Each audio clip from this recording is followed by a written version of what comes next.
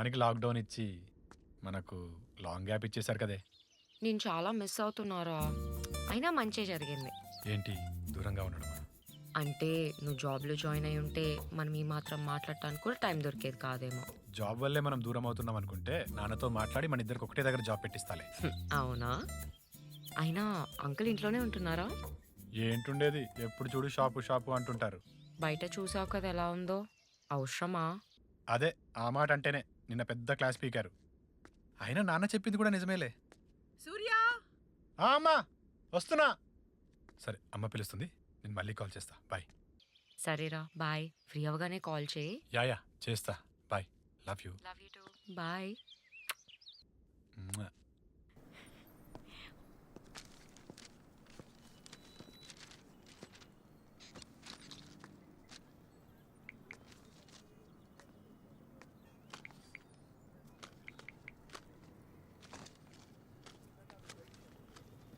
$120.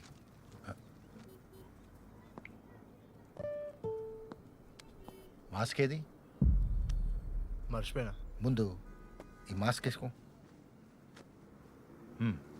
₹5. వద్దులేండి, ఇంట్లో ఉంది ఆల్రెడీ. ₹5 ఎందుకు వేస్ట్? నువ్వు పొద్దున్నే బ్రేక్ఫాస్ట్ చేస్తావా? ఈడనే రవ్వ దోశ లేకపోతే మసాలా దోశ తింటా.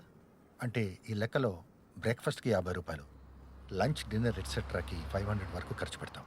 500 ఏంటి సార్, ఈ రోజుల్లో ఇంకెక్కువనే అయిపోతుంది అది. మరి లైఫ్ అంతా ఇంత హ్యాపీగా గడిచిపోతుందా? అంతే కదా సార్, లైఫ్ విషయంలో అస్సలు కాంప్రమైజ్ కాదు నేను. మరెందుకు మాస్క్ విషయంలో కాంప్రమైజ్ అవుతున్నావు? మాస్క్ లేకుండా నువ్వు ఇంటికి వెళ్ళే లోపు కరోనా వస్తే నీ వల్ల అందరూ సఫర్ అవుతారు. Okay sir.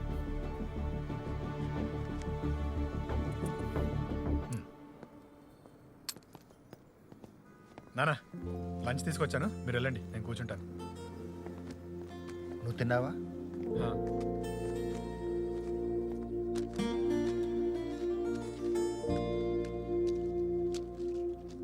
బిల్లు. డిస్కౌంట్ లేదా? డిస్కౌంట్ దేనికి? ఇంత బిల్ చేశా కదా, డిస్కౌంట్ ఇవ్వరా? ఎంత చేసినా రాదండి. అంతంత మార్జిన్ లాగేస్తూ కొంచెం డిస్కౌంట్ ఇవ్వలేరా?